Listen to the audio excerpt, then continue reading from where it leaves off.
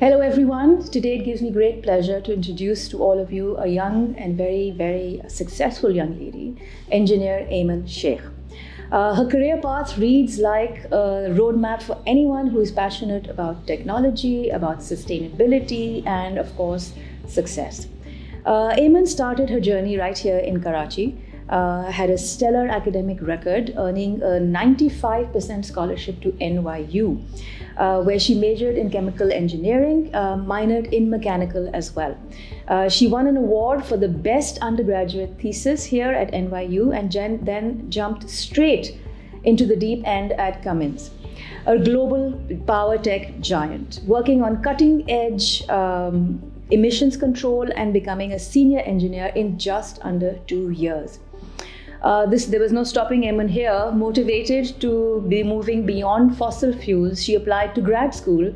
And the most interesting thing and most fascinating thing that I find is that she got accepted into each and every single one that she applied to. Yes, that includes the Ivy Leagues, Stanford, Berkeley, Carnegie Mellon.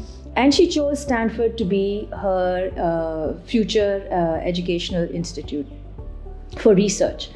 Here, she collaborated with the National Lab on next-gen batteries and published with Harvard Press. She then interned at Tesla and is now a full-time battery test engineer at the same company, working to make the future energy sustainable, safer, and more powerful. So please help me welcome Aysha Sheikh, a scholar, a published author, a former senior engineer at Cummins, and now a battery test engineer at Tesla. Welcome, Aimen, and thank you so much for giving us your time here. So let me begin from the very beginning. Let's talk about your academic journey. You attended St. Patrick's High School, where I believe Sir Rock, head of our physics department, was your teacher. And what subjects or experiences during your A-levels sparked your interest in entering into engineering and sustainability? Yeah, I would say sustainability was not something I thought of until later in life. But as far as engineering goes, I was really interested in math. And I think it was physics that I used to struggle with earlier because I was in Mama Parsi before I came to St. Pat's. But Sir Rock was, I would say, my first physics professor who I really understood what he was teaching. Mm-hmm. And it sort of finally clicked for me. And as I was thinking about my next steps, I remember I was talking to a lot of teachers and professors, the dean of my school, and like what's next for me. Mm-hmm. And a lot of them recommended engineering.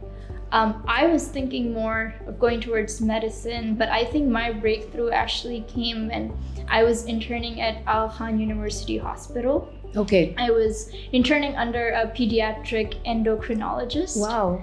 And I used to, assist her in her sessions. I used to sort of shadow her as she's talking to patients. And I would talk to her a lot about her experiences in medicine, what prompted her to be there. And I remember one time she had these children that would come to her and really complain about the insulin devices they had to use. We were talking about how painful it is and how the children just don't want to use them. I think that's when I got more interested, and I said, how do I make medicine better? And I was thinking, is there a role I can take, not as a doctor, but as someone who can make medicine better? And my teachers recommended I go for biomedical engineering. But a lot of schools don't have that as an undergraduate major. So actually I went into university thinking I was gonna do something in the biology realm. It obviously changes. And I tell everyone that, your interests will change and life will take you down a different path. But I personally was thinking about going into more bioengineering focused major. Okay, so that's interesting, that inspirational moment that made you decide that you want to switch. So going back on what you said, how important is it for a student to move beyond the classroom, beyond the day-to-day average? I have to attend my classes, I have to study, I have to give my test, etc., to be able to pursue something that's completely out of the box, like you did. what kind of inspired you to do that for yourself? Was it the teachers? Was it your own motivation? What advice would you like to give students who are currently in AS level or A2 as to what they need to do in order to give themselves that push forward? Yeah, I would say I would again like to credit my professors. We used to have these oral exams in school. Yeah. And I was maybe in like 7th grade when my professor thought my voice was really it was loud, it was projective. So I got introduced into a lot of elocutions. Oh, nice. Back then. So I think that sort of got me comfortable being on the stage and, public speaking wise, that got me comfortable there. And then from there I went into debating. So I think that was the first extracurricular that I picked up. And I just enjoyed it a lot because you don't just get to compete with other schools, but also meet students and learn so much and learn about, I think debating, MUN's not as much, but I did parliamentary debating a lot, where you're given a topic, you have to speak, pro and against. So I think my critical thinking really developed there. Okay. So I enjoyed it a lot, I would say. That was one of the extracurriculars. I also did a lot of sort of science projects. There was a national... the National Science Bowl, perhaps? It was called like the National Biology, Chemistry, Math Talent Contest. Okay. So it's like you have many thousands of students taking the same test, and then you keep progressing further and further. So I went to the semifinals of one of those, which was great. So I would say doing projects beyond school was more interesting to me because it's like, now how can I apply the knowledge I'm learning to a project? And it gives you so much ownership and something different. I think it also helps you discover where your interest is lying, because you're exposed to so many people and so many interests and so many experiences. So you would say that there's a great importance that one has to pay attention to an extracurricular profile as well, and it has to be varied, perhaps. A piece of advice that you would like to give girls who are applying abroad, because let me put it out there, a lot of girls in our society not encouraged to apply, bahar jaake padhna kya karogi, etc. Lots of talent, lots of academic excellence, but there is this hesitation that we should not apply, or parents will not let us apply. How was that experience for you, being a girl, being in Pakistan? Did you have parental support? Did they help you choose your career path, or were you left on your own to decide and given the freedom to do so? So I was the head girl of my school, which is why my school was very hell-bent on just me applying abroad. Right. And especially because I loved math and science. They really thought, I had a good profile, a strong profile. So my counselor actually called my mother in her office, and we only had one counselor in Cedar. You guys have so many. Yeah. So she calls my mother and she's like, so she's interested in applying and the dean really wants her to apply, but I'm not going to put in the effort if you don't agree to send her if she gets in. Right. And she was like, I think she will get in. She has a great profile. But I want to hear from you that we're not going to do all this hard work for her, and I'm going to work really hard. Right. If you're not going to send her in the end, because that's what happens to women in Pakistan. And I remember my mom wasn't very, I think, encouraging of that effort. But in that moment, she was like, no, we've never treated our sons and daughters differently when it comes to education. Right. So I will definitely support her. And I think my mom, being a surgeon herself, helped a lot, where she's a working woman, so makes a difference. It did make a difference there. But I think my scholarship made all the difference, where I told them, I'm like, if you don't send me, I'll go myself, because I don't need your money. So you got that edge. You had that edge, right? So I sat down and I told them that it's gonna be cheaper for you to send me than for me to study here, and so this is a financial success for you, right? Right. So I think maybe if someone gets a scholarship, that's extremely helpful to make your case. Then they should go. But apart from that, there's a lot of, I think, standing up for yourself, convincing them, and also understanding that parents are scared for girls in a Pakistani environment, Yeah. but that is not the situation abroad. I have been to different countries. I have studied in the US and, lived there for 10 years now. It is extremely safe. Okay, that's good to know. That concern that they have with regards to women does not apply anymore. So I think parents have to be more reasonable. And also think about, this is what universities want right now. They want more women, and it's not because they're giving, it's not the quota of like 50%. It is the understanding that women face more challenges in STEM. Absolutely. It is harder to be a woman in STEM. It's harder to feel confident. It's harder to feel like you're good enough. And so universities recognize that, and they want, for that reason, they really consider women's applications. And when I was applying, I listed this very clearly, that Pakistan is, I think, the second worst or third worst in terms of gender gap in the entire world. Unfortunately, yeah. So for someone to get a Pakistani woman in their engineering school, it's a big thing. For them, it's great. Right. For them to showcase that we've got someone from a country where the gender gap is so large and we're allowing her to be successful, that is what those universities want. So I think Pakistani women have a great case to make. Excellent. That's great. That's good to know.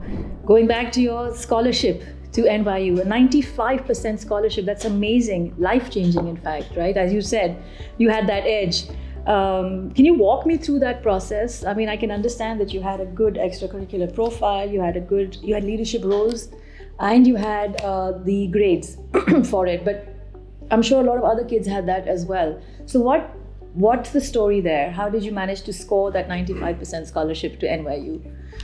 Yeah, so I think obviously, like you said, grades matter a lot, but they really look at you if you're an all-rounder. What's your personality overall? And they're really looking for someone who has showcased some diversity or some, I wouldn't say I was exceptional in anything, so I would put it out there for any student who feels like, they need to have published like 4 papers in high school.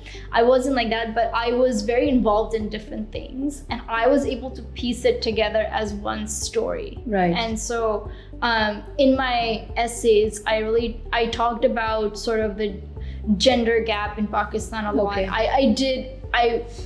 I think I made it a center point in some of the diversity portions. Like, they want to know what challenges you have faced in life, and to highlight those is really important, and do not downplay.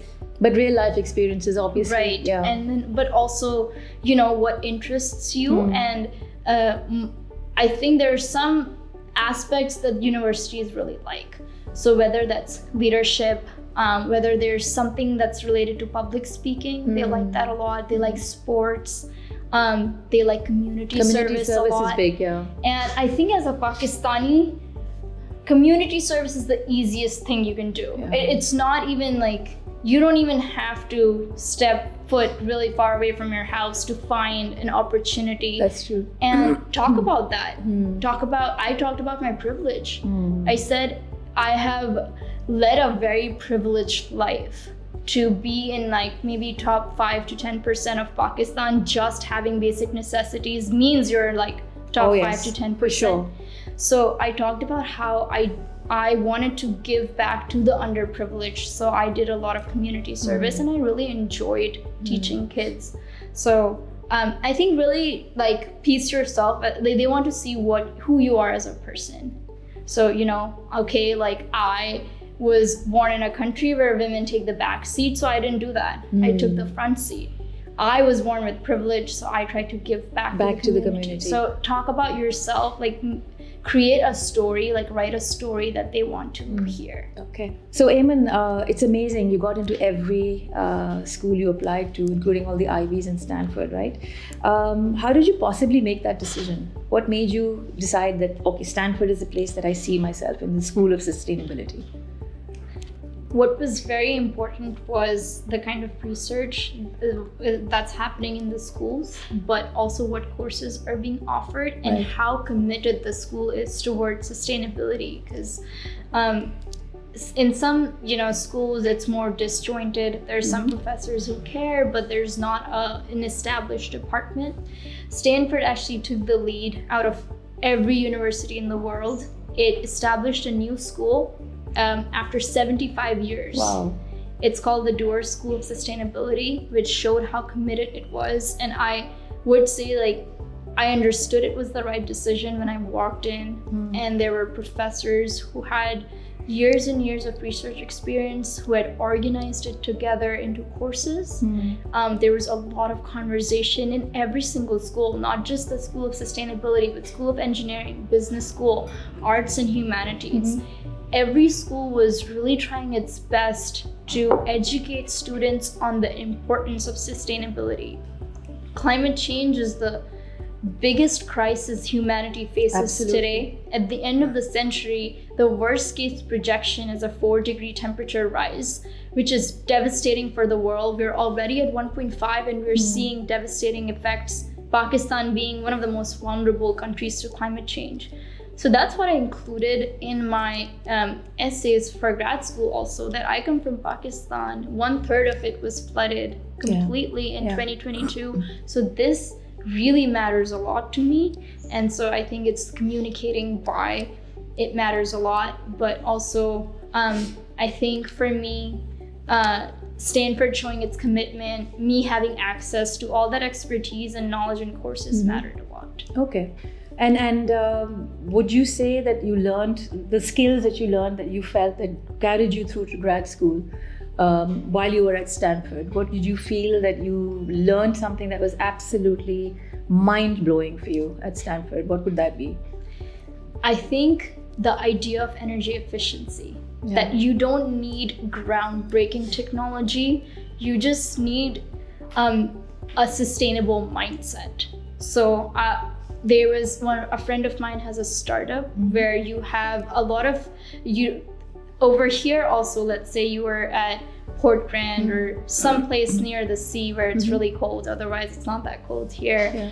But in the US, there's a lot of outdoor restaurants that operate with kerosene and gas heaters in the winters. So his startup, what it does is it replaces those with infrared technology that you can focus on yourself. Okay. So you don't have a lot of heat being wasted, and whoever does not feel that cold can opt out of it. Wow. So then you can just turn off that lamp and it's electricity powered, it's not gas powered anymore. And just something simple like that, how do you save energy? How do you use the byproducts, the waste products of one process and make it functional for another? And there were a lot of professors that talked about small wins that can get us a big saving on energy.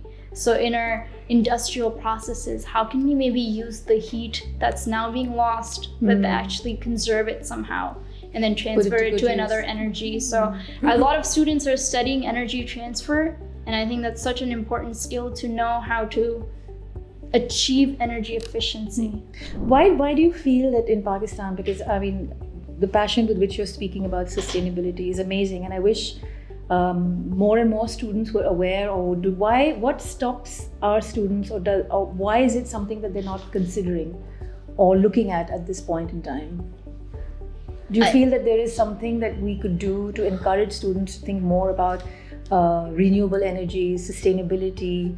Obviously you don't learn these things in the classroom, right? It's what can we expose them to, or what can we do to encourage the next generation to start thinking about these things? Because I mean, they have to save the world, right? We've destroyed it. So how would you, what advice would you give to these students of tomorrow? There's a lot of conversation happening around AI because I think people are more scared of their jobs. Even sustainability in a lot of countries, even within the US, it's being debated right now whether it should receive funding or not. It's one of the things where you have to make changes, and I think people are afraid of change. As far as Pakistani students go, I think it is a lack of knowledge and exposure I would really encourage schools to have maybe sustainability related competitions or workshops. We have a lot of science related, project related events, and I wonder if we could have more sustainability related, especially considering how Pakistan has such a vast amount of solar energy available. And how can we use that in more productive ways? I know people are installing that on their roofs, but maybe there are other uses of that. And in my senior design project at NYU, I did a very completely different project from the rest of my class. I partnered with a Pakistani NGO, and this was all remotely that I was doing it, but I was really hoping to give back to my country somehow, instead of doing a very standard science prompt. So I worked on a solar powered groundwater pump system in Balochistan. The NGO is called Bunde Shams. Yes, I've heard of it, Bunde Shams. And so I worked with them to design it according to the climate of Balochistan. So how do we pump water using solar energy from solar panels? How do we filter it? How do we sanitize it? And then give it to the villagers who don't have access to well water or don't have access to sanitary water. So I'm saying there's so much, I was abroad and I was able to do this project. I'm sure students who live here can contribute just as much. Thank you for that. Let's move on to your job at Tesla. What exactly is it that you're doing as a battery detective? I'm going to call it a battery detective. It involves failure analysis to improve safety. So what are we talking about exactly? Yeah. Give me a short kind of a non-scientific explanation of the role that you play. Yeah, for sure. So we have a lot of products at Tesla. It's a huge company. You just don't have electric vehicles. You also have energy products, which they have batteries that you would install in your house, and we also make solar panels. So there's a whole wide array of energy products. Also have robots now. Now we have semi trucks. We're just growing our portfolio, but every single product has batteries. Has a battery. That would be the common denominator. Electric vehicles, batteries are the most expensive part of the car. So it's really important that we are able to explore different new battery technologies, and really every time we have a new product, to understand what are the needs of the product and how do we deliver the best battery possible for it. So in my lab, we test next generation battery technologies. So I'm testing them, I'm analyzing their results, and providing those to teams that are making decisions on which products are best suited for this battery. I'm also taking batteries from the field that customers have used, performing failure analysis on them, understanding how our batteries degrade over time and what is the life cycle of our batteries. So a lot of different types of tests we perform. So there's no such thing as a permanent battery? I'm asking. No? There's no one battery fits all solution. No. All right.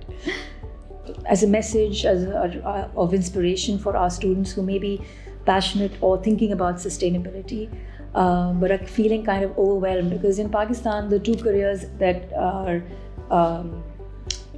targeted for science kids are medicine or engineering, right?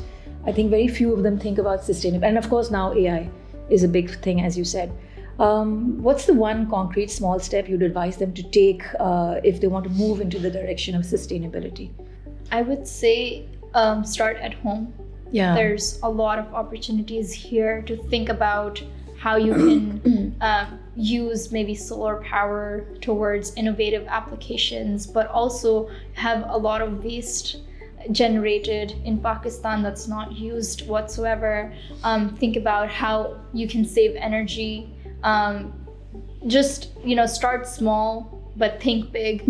I would say, and at the same time, I would say develop skills for sustainability, because I think right now I'm very early start of my professional career, where I'm starting to learn about energy storage. So if you are hoping to go into STEM fields, or if you're going into humanities, there's room in both to think about sustainability. You can do a lot of research focused projects in it, but also gain skills that allow you to make a sustainable future, whether that's in science and engineering or that's in humanities, where you're educating people. A lot of this is also, on an industrial level or individual level that you can educate. So I think humanities, it will be very important for them to sit down and educate people, create awareness. Which brings me to a question, my area, which is humanities. I often encourage the STEM kids also to pick up at least one humanity subject, whether it be history, global perspectives, literature, sociology, art, because I feel it gives them all a well-rounded kind of a portfolio, an academic portfolio. What are your thoughts on that? Did you ever indulge in any kind of humanity-related activity, or debates is one, you could say, borders on research and dialogue? Yeah, I think debating was completely humanities. It's all about critical thinking. Right. It's all about, there's no science in it. There's all thinking about policies a lot. So I think debating can be great for you to go into policy making, which is also really important for I think if there's one role you can adopt to most influence sustainability, it's in policy making and advising on a governmental level. Right. So would highly encourage students who are interested in politics, go and improve that on a larger scale policy level. Apart from that, I have loved humanities and my extracurriculars a lot. I was in theater. In Stanford, I took a hip hop dance class that I enjoyed a lot. I know at NYU we were required to take humanities classes. So I took a class on dinosaurs. Oh, nice. I actually took a class on green spaces, on why green spaces are so important. And if you can see in Karachi, they're becoming less and less. Less and less, more concrete than anything else. No green spaces at all, hardly. Right, and I needed those humanity courses to make me understand things beyond science. I think science helps you construct something, innovate something on a technical level, but humanities tells you what to innovate on. It's very important. I think that's a great message to give to our students. And with this, we end our session today. Thank you so much, Aimen, for giving us your time. I think we've had a very, very interesting and valuable conversation with you, where a lot of our students are going to learn about not just sustainability, but what kind of steps they need to take to be able to reach that goal or have that dream for their future course of study. So in the end, I'd like to say that there is no stopping you should you have that dream, should you want to go out and make a difference in the world. Aimen was from Karachi, studied here, had a dream, was encouraged by her teachers, mentors, and parents eventually, who supported her in her dream. And I think anyone at Cedar can do the same. Thank you so much, Aimen. Absolutely. Thank you so much for having me.